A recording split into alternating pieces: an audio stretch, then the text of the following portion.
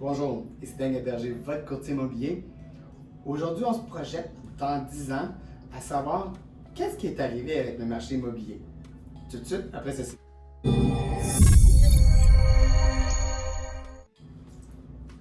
Comme vous le savez, depuis 2 ans, on vit un marché qui est assez historiquement particulier. Ça ne peut pas continuer encore bien des années, encore moins durant 10 ans. Alors, qu'est-ce qui va arriver pour les prochaines années? Qu'est-ce qu'on prévoit?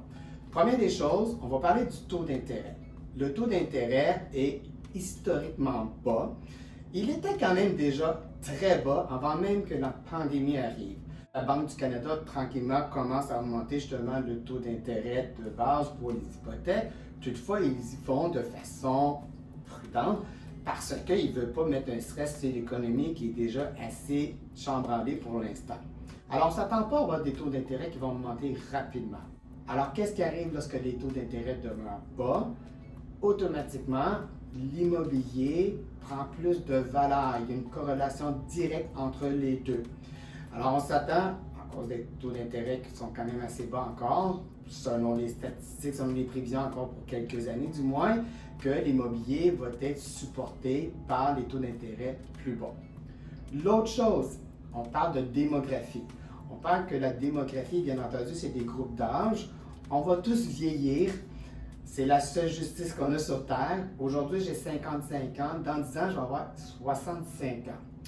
Bon, ça ne sonne pas sexy comme ça, là, mais c'est ça pareil. Et dans 65 ans, mes besoins ne seront pas les mêmes qu'aujourd'hui. Alors, autant dans l'immobilier qu'ailleurs, bien entendu. Alors, le groupe d'âge, mon groupe d'âge, vers 65 ans, ben là, on vend les maisons, on veut ratisser, on s'en va dans les condos, on achète, comme j'ai fait cette année, j'ai acheté un condo à Porto Vallarta, j'étais en train de planifier justement ma retraite, je m'en vais l'an prochain, 3 mois, vivre là-bas, etc. Donc, les besoins changent. Imaginez là, vos enfants qui ont 12-15 ans présentement, là, dans 10 ans, ils vont avoir 22-25 ans. Le groupe d'âge que beaucoup acheté depuis 1 an et demi, c'est les 25-35 ans.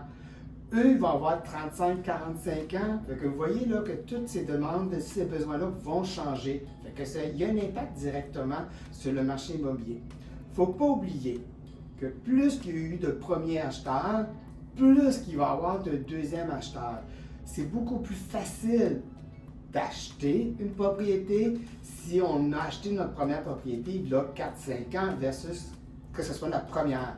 Alors, ceux qui ont fait le move et qui ont déjà acheté, parce qu'on sait qu'il y a eu beaucoup de transactions depuis 1 an et demi, ces gens-là vont être plus enclins, ils vont avoir plus de pouvoir financier d'emprunt pour acheter justement une autre propriété. Donc ça peut avoir un impact sur le stress de la valeur de l'immobilier. L'autre chose, on a construit beaucoup, hein? Mais là, à un moment donné, des terrains, on ne peut pas l'inventer. Le Québec, il est grand, mais les grandes métropoles, quand je regarde l'île de Montréal, c'est une île. Au bout de l'île, il n'y a plus de terrain. Dans le milieu, il y en a encore moins. Alors, qu'est-ce qui va arriver à un moment donné? C'est que le prix au pied carré de la valeur des terrains va énormément augmenter, ce qui est déjà arrivé depuis justement 2 ans. Et systématiquement, le coût au pied carré des propriétés, ça va vont augmenter également. Alors, de là à voir que la valeur de l'immobilier va diminuer dans les prochaines années, c'est quand même étonnant. L'autre chose qu'il ne faut pas oublier, c'est depuis 1 an et demi, 2 ans, on a fermé la valve sur l'immigration. On comprend pourquoi, tout le monde le sait. Là, on rouvre tranquillement la valve. Imaginez là, les immigrants qui vont avoir accès au Canada, qui vont venir s'installer ici. C'est pas banal sur l'immobilier. Parce que l'immigration, les gens qui vont immigrer ici, ont tendance, selon les statistiques, dans un premier temps, d'aller louer. Alors, vous me dites, c'est quoi le lien avec la location et la valeur d'une propriété? Bien, plus que de locataires, plus que de demandes, bien, plus le coût des loyers va augmenter. Qu'est-ce qui arrive si les loyers sont plus élevés d'une propriété à revenu? Va automatiquement celle-ci prendre de la valeur. Et déjà là, il risque d'avoir une augmentation des valeurs des immeubles à revenus. Ces gens-là, les immigrants qui sont arrivés depuis 1 an, 2, 3 ans, statistiquement, encore une fois, ont tendance à vouloir acheter leur première propriété par la suite, parce qu'ils se sont trouvés un emploi, se sont établis ici au Québec, les démarches vont bien pour leur résidence permanente, etc.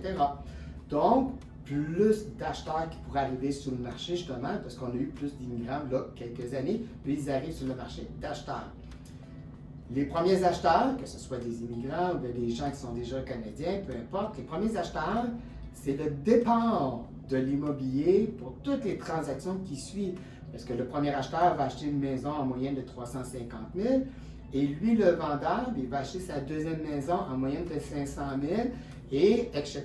Donc, on arrive par après les maisons facilement de 1,5, 2 millions, rendues à 6-7 transactions du premier acheteur. Ça aussi, ça a un impact sur l'immobilier. Alors, tous ceux qui me posent la question, hey, va-t-il avoir une bulle immobilière? Est-ce qu'il va y avoir une diminution de la valeur de l'immobilier, etc.?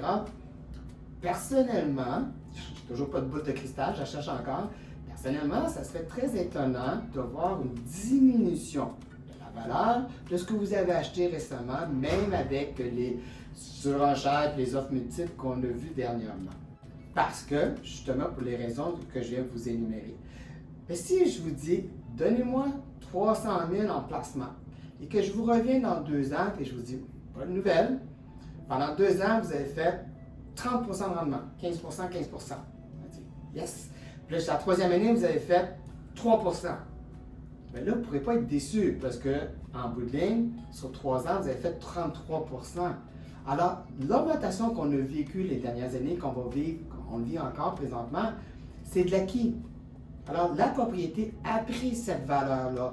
S'il y avait une diminution, ben, ça serait sur le acquis et non sur qu'est-ce que c'était le 2 ans. S'il y a une augmentation de 3 mais ça sera sur le 30 de plus qu'il y a 200 quand même. Alors, avant d'arriver à une valeur qui vaut moins que ce que vous avez acheté depuis 1 an ou 2, il y a vraiment beaucoup de facteurs qui devraient arriver. Des fois, on a des surprises, hein? Ça s'appelle COVID-19. Il peut y avoir d'autres choses. Mais de façon systématique, ça serait étonnant de voir le marché qui se ramasse plus bas de qu'est-ce que le marché était depuis les 2 dernières années. J'en serais le premier très surpris. Alors, j'espère avoir répondu quelques-unes de vos questions. Vous êtes encore là, je mérite le petit pouce par en haut. Pourquoi pas partager également cette vidéo et surtout de vous abonner si ça n'a pas déjà été fait. Sur ce, je vous souhaite une merveilleuse journée. On est à mi-août, faut en profiter, le beau temps est encore là. À bientôt.